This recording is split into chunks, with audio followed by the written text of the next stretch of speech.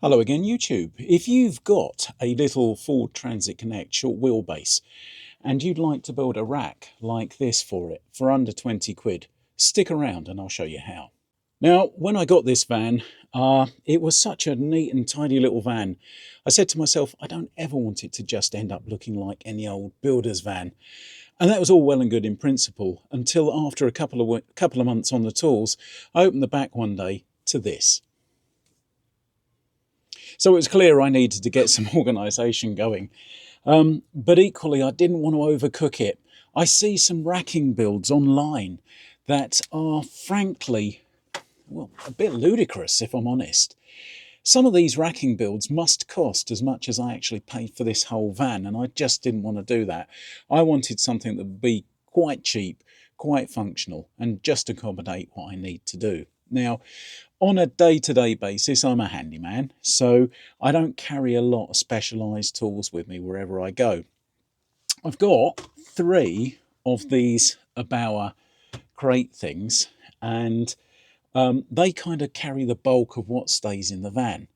Anything else that I need on a day-to-day basis is kept under lock and key and comes with me on a job-by-job basis. So really what I wanted was just a rack that would tidy up these 3 crates, plus a toolbox that I keep in here, maybe my hoover and a couple of other boxes, and just, not break the bank. What I opted for was not the usual sort of 18mm plywood build that you see people do, for a couple of reasons. One, plywood's really expensive. 2, you've got to build a frame for that plywood in any case to make it strong. And 3, I'm just a bit cheap. So I opted for this framing wood from B&Q. Now, right now, I think you can buy a 2.4 metre length of this for under 4 quid. So I bought all of the wood for this for about 12 quid. It's joined together with pocket holes. If you're not sure what pocket holes are, let me show you. So let's say that you've got 2 pieces of wood you want to join at right angles. This is actually the type of timber I used in the frame there. You could, I guess, cut half flaps, put them together like that. That'd be quite neat. You could literally bang a screw through one end and into the other, a couple of screws, that would do it. But I just think pocket holes are a little bit neater. Now, what a pocket hole does is it creates literally some pockets on one piece of wood that you can put screws into that then drive through at an angle into the other piece of wood, and it makes a really strong connection. Now, to make them, ideally you want a pocket hole jig. I've treated myself to this Trend one, which comes with a special drill bit.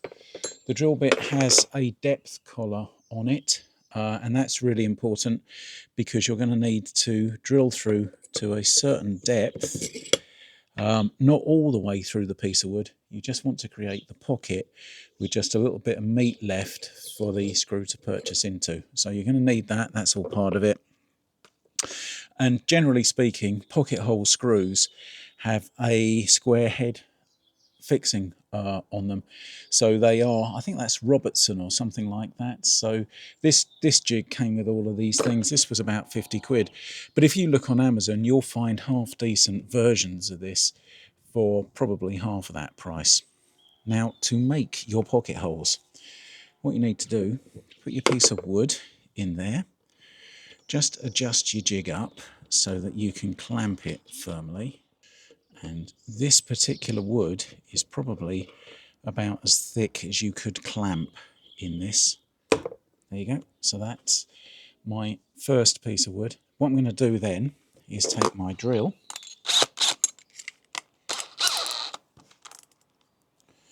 and create my pockets, literally by following the drill guides on the jig there.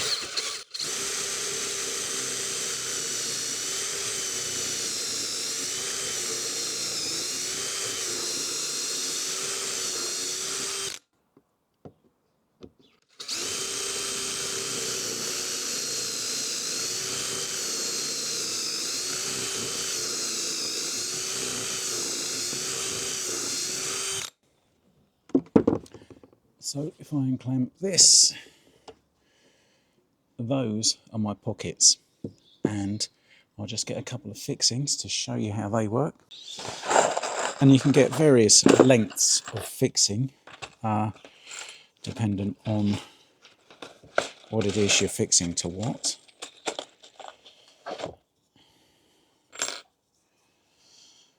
And you know what? I've drilled those into the off square end of that piece of wood. So just to show you how quick and easy this is, there we go. Let's just create pockets the other end.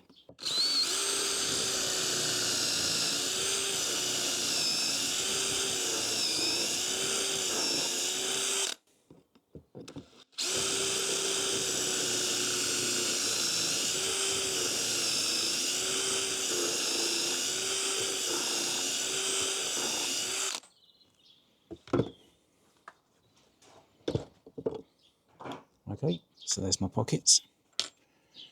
Fixings are going to go in there like that.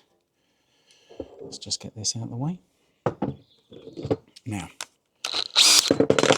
I'm going to drive these in with the special bit that came with the jig. These bits need to be that long because of the shallow angle that you're driving in at. What you need to do with this is switch yourself to screwdriver mode on your drill,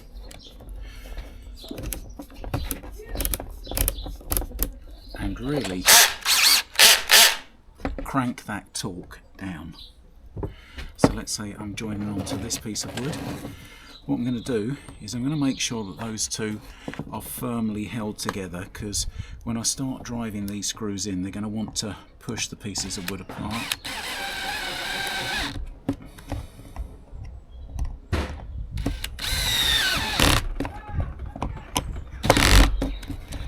Right, so there you are. And without any glue, that's plenty strong enough. And then that's the finish effect that you get on the inside. And I think that looks quite neat. I've used pocket holes on tons of things, and they're plenty good enough for anything that I'd want to do.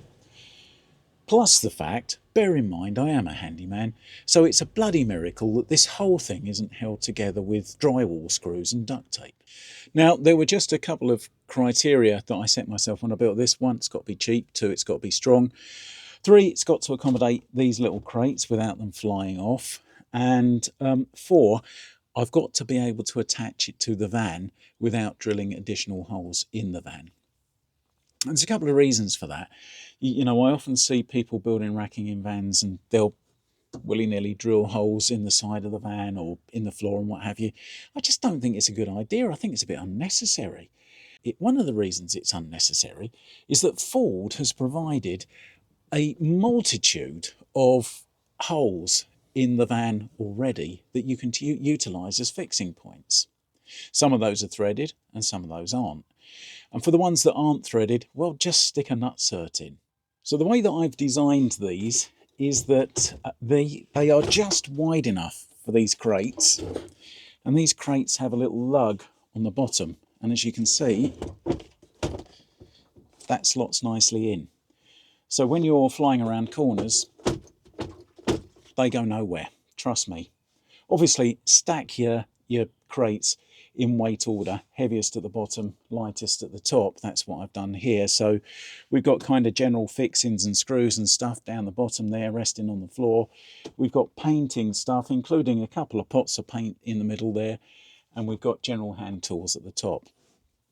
And I have just used some of the fixing points in the van. Now, there's one at the back there that's M10 threaded on my van. I'll get a close-up of that. And I've just put an M10 rod through that.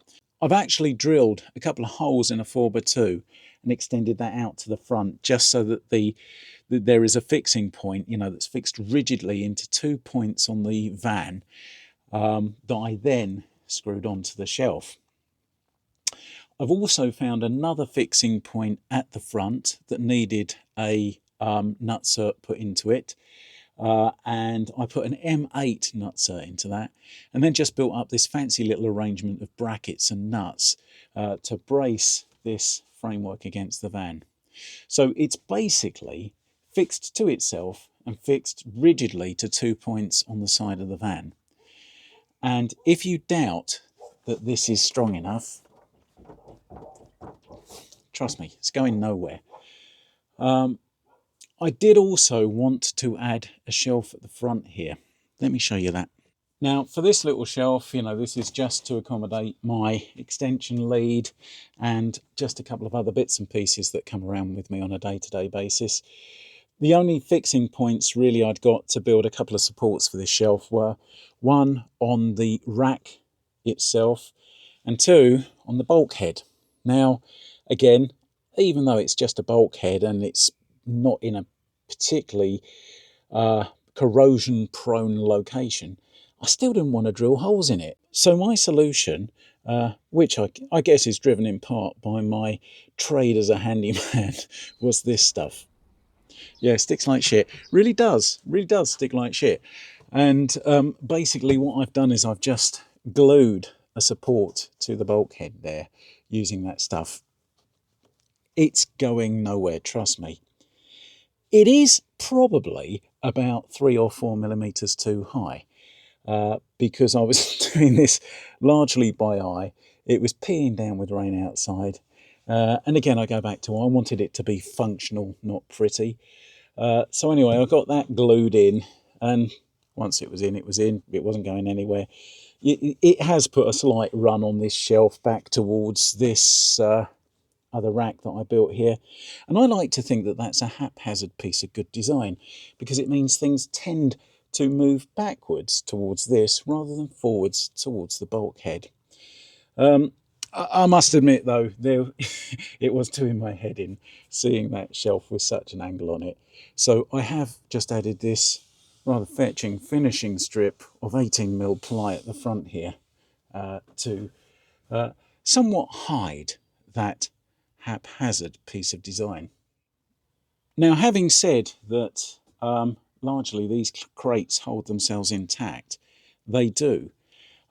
But just for belt and braces, and because I needed storage for it, what I do is on a day-to-day basis, I just ratchet strap my work table in front of this middle one here, and that gives support for the bottom, and that one there. That one's so, seriously, that's going nowhere. Plus it's got one of these Parkside long clamps clamped across it, and that keeps it nice and secure. If you've got a little van like this, and you've got modest requirements for racking, don't overthink it. Don't get pulled in by all the YouTube influencers and their wonderfully racked vans that cost an arm and a leg.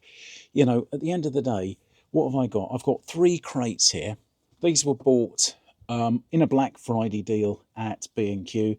They were £12.50 each. The wood for this frame was £12. The cross supports that sit under the crates, they were just some offcuts of exterior treated wood that I had that I've just nailed in, and they're doing the job fine. Then if you add on a little bit of glue and fixings, really, even with the crates, I bet you'd get in for that whole thing probably under 50 quid if you shopped at the right time and got the right deals on these crates and didn't go mad with your fixings and stuff like that. Anyway, if you've made it this far, thanks for watching this one, YouTube, as always. Hopefully we will revert to some proper mechanical work now the weather is beginning to improve. This is the first day this year, I think, that it hasn't rained, and I hope it's going to stay that way for the rest of this week, because I've got a lot of outdoor jobs that I've been pushing back because of the weather. So yes, anyway, thanks for watching this one, YouTube. If you would like to see a bit more detail on actually how I screwed this rack together, let me know, and I'd always be very happy to make a build video for one of these racks, because if nothing else, I might even actually just build another one of these that goes across the front there. But how this is, I think this is just perfect because it doesn't take up too much space on the side of a small van, and it leaves you a good load space here to put materials and other tools in on a day-to-day basis. Anyway, thanks for watching this one, YouTube. If you did want to see a video of me actually constructing a rack like this, let me know, and I'll be very happy to put that together. And if you've got any questions about building a rack like this for your little Connect, let me know. Thanks for watching. Catch you in the next one.